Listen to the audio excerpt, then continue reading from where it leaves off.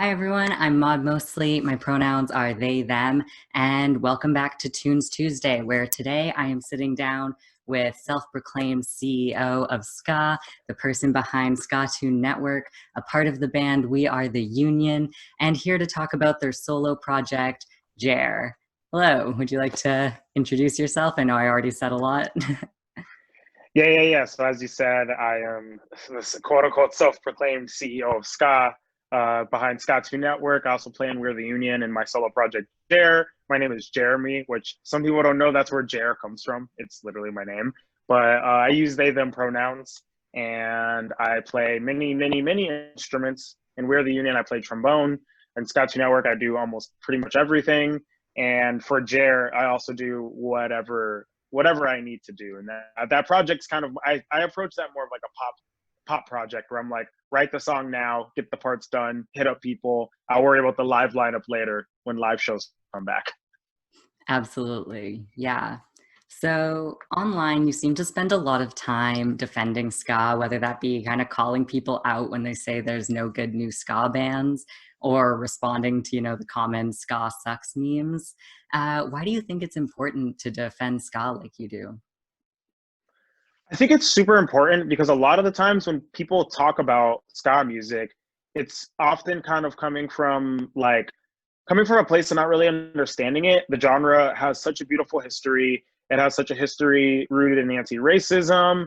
The genre has done so much, and of all the genres in America that have been like quote unquote whitewashed and just like all the POC erasure has happened, ska is the only genre where you actually saw like racial unity between like black folk and white folk, and they kind of like built up the scene during the second wave together during that. And when you saw the early bands in the 90s in America, like Real Big Fish and like Rancid and Operation Ivy and Fishbone and the Toasters, all of them, and like the Boss Tones, they were part of that scene. They were just building it up and kind of, passing the torch along. But what happened was Real Big Fish exploded, and then all like the Orange County ska bands exploded. And to them, they were just playing music, doing shows, got a cool record deal, but then it got thrown into the mainstream as this like new genre when it wasn't a new genre, and the whole history kind of got erased more by the media and by the record labels that exploited and extorted as much as they could out of ska in the 90s. And so a lot of people just don't understand the history of the two-tone movement, of the anti-racism. They don't understand that ska is an Afro-Caribbean genre. They don't understand all that. So to me, it's like there's a lot of people, and myself included, 10 years ago, who are like young to get into ska, and then all they hear is like, ska sucks, ska is a joke, ska is just California white dude. So like no one is out here being like, hey, that's actually not true. And to me, that's like the damaging erasure of POC voices, is when people ignorantly accept like this thing they hear, and then no one is there to kind of just be like, that's not true. So I feel like someone has to do it. Absolutely. Yeah. And I mean, it's a big thing to take on anything like that when it comes to handling that stuff on the internet, just because social media is not always the best place to disagree with people, as you kind of, talked about in your new single, r/edgelord, which was Oh great. yeah. Oh yeah. But yeah, so with your solo project, JER, as I just mentioned, one of your new singles, you've so far released three singles, with one being Breaking News, Local Punk Doubts Existence of Systemic Racism.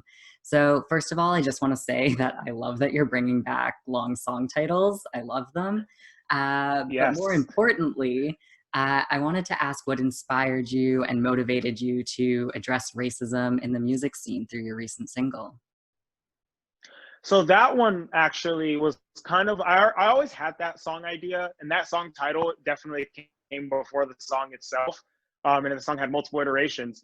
But when they brought up that they were going to do Ska Against Racism, that's Bad Time Records collaborated with Ska Punk Daily and Asian Man Records to do the compilation that dropped in September. I was asked to be a part of that, and at the time, I really didn't have any songs like done. I had demos done for sure, but no like real songs. So I kind of sat down and wrote that song, or decided to finish writing that song, its incomplete state, um, for that compilation. And obviously, the song was already themed in it. And the compilation, it wasn't required to, talk about race, obviously, in the compilation. But I feel like when it comes to like the topic of race, a lot of the times that stuff is left out, and that's just not a ska thing. It's left out a lot of the times. People will say like Black Lives Matter, like let's treat others with respect, but it's like racism goes deeper than that. Racism is That's why I titled the song breaking news, local punk doubts existence of systemic racism, because a lot of punks will, they'll support racist politicians, they'll say racist things. I've had punks try to kick me out of shows because I'm the only Black person and I'm not dressing like a punk, so they don't think I'm supposed to be there. I've had security at punk shows try to take me off a stage. I've had I've experienced microaggressions at punk shows a lot. And then those same punks will be like, we're better than that. We're not racist. It's like, no, you kind of are. And it's like, because you don't think you are, you don't do the work to unlearn it. And so to me, it's like, if we're going to have like an anti-racist song on this like comp, it needs to kind of just dive right into it. I wanted the song to be, one, extremely catchy, so it gets stuck in people's heads, and then two, make people extremely uncomfortable, because you're never going to be comfortable unlearning racism. No one is. Like, there's even like people of color who have internalized white supremacy within them. Obviously, like everyone knows about like the doll test, where they gave like Black children a choice of dolls, and a lot of them chose the white doll over the Black doll. And that's the systemic racism that's rooted inside of all of us. It's not just existing in like a person who says, I hate Black people. Like, no, it's much deeper than that. So that's why I chose to like tackle it the way that I did. Absolutely. And I really appreciate you, adding so much to that discussion, like within that question, really taking it to how deeply ingrained racism is in the music industry. You talk about your experiences at these shows and how all this stuff that's going on in the world, like with you mentioning like Black Lives Matter stuff coming out, and how people will support that, but then vote for people who clearly don't think Black Lives Matter and, aren't basing the way that their mind is like supporting both those things, and how that doesn't really work. Mm-hmm. Absolutely. So now, as I mentioned in your introduction, you run a fairly popular YouTube page called Scotune Network, where you do covers of all kinds of music. And so do you have any concerns about your popularity with Scotune Network impeding on your solo project as JER? Kind of yes, kind of no. I definitely know that Scotune Network will probably always be the kind of the bigger thing, because that's something that's ongoing. It's going to keep going. It's going to keep growing. I know that. And at the end of the day, people love what's familiar, especially in the ska scene. Like, people looking for new music, but when you do a ska cover of their favorite song from high school, it's throwing them back, because one, they loved ska in high school, and two, they loved that song in high school. So I definitely know there's going to be like a lot of people who only want to hear a song they know. They look at Scotune Network and they're like, oh, that's just a fun cover. Like, they don't see me as like someone who's doing this 90 hours a week or so. So I definitely know that's always going to be a thing. But the way I look at it is, I have almost 200,000 subscribers. If you take 1% of that, of 200,000, that's like what, 20,000 people. If I can get 20,000 people to become like dedicated fans to JER and to my solo music and to We're the Union, that's a good amount. That's like 20,000 people buying a $20 shirt, and that's 20,000 times 20. I'm gay. I can't do math that well. I think it's like 400,000 or something like that. But still, like, that's like a lot of money, like, and it doesn't have to be all 20,000, but that 20,000, that's like the core support that you could do to do music for the rest of your life. So I'm not trying to have JER take over the world. It'd be cool if it did, but my goal for JER is to just be able to express myself, create music that hopefully resonates with other people who are like me, who think like me, who look like me, and have my music have an impact on people's lives. It's like that one Tumblr quote that floated around where it's like, a punk rock song will never change the world, but I can name a few that changed me. Like, I hope somewhere the music that I make can really like influence somebody. Like, I wish when I was growing up, there was like a Black figure in ska that was like, oh, that's awesome, this person, but that just wasn't a thing. At least, there were some, but they were like older, smaller bands. Like, Fishbone wasn't on my radar. That's an all Black ska band that's been around since the 70s, but they weren't on my radar until like recently. And the things like that, it's like, this band literally helped create ska. Like, Rubik Fish wouldn't exist without Fishbone. Like, the Goldfinger wouldn't exist without Fishbone.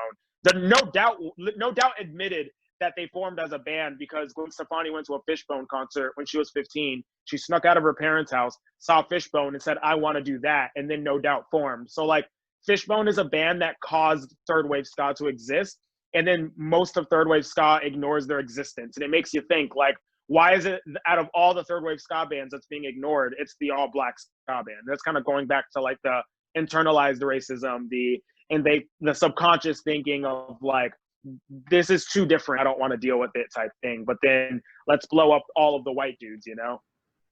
Absolutely. Yeah, no, and looking at music history, like for one, I love the fact that you're bringing up like how much representation can absolutely matter and how it's not like the be all end all of activism, but it just makes somebody out there feel like, oh, that person's like existing, that person's alive, that person's like me and is like doing what I might want to do.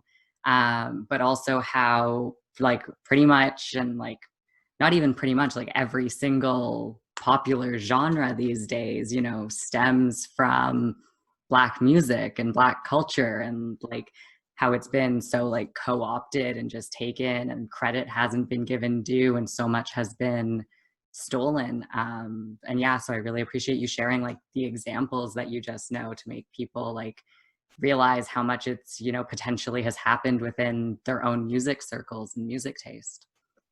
Mm-hmm.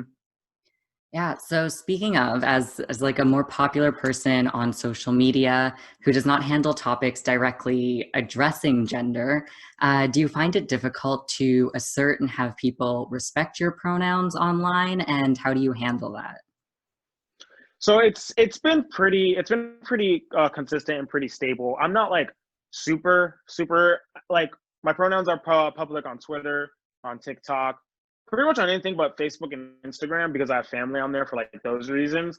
But overall, like I haven't had any issues with the pronoun thing too much. Most of the time, people will like misgender me and they'll like follow me forever, but they just won't notice the pronouns in the bio. And like, if you told me like 8 years ago to like once just be like, check someone's bio for pronouns, I probably wouldn't remember to do that. But like as it became now for me, it's like that's the first thing I check. Like make sure I get their pronouns right before I like make a statement using like wrong or right pronouns. And that's just not a way. I understand that's not a way a lot of people think, especially when you start getting into like older punks and older ska people. A lot of the times you'll see people kind of justify why they're using the wrong pronouns. They're just like, oh, well, I didn't know. And like, it's hard for me, whatever. And people are kind of just like, yeah, or you could just like say, all right, I'll do better next time and then do better.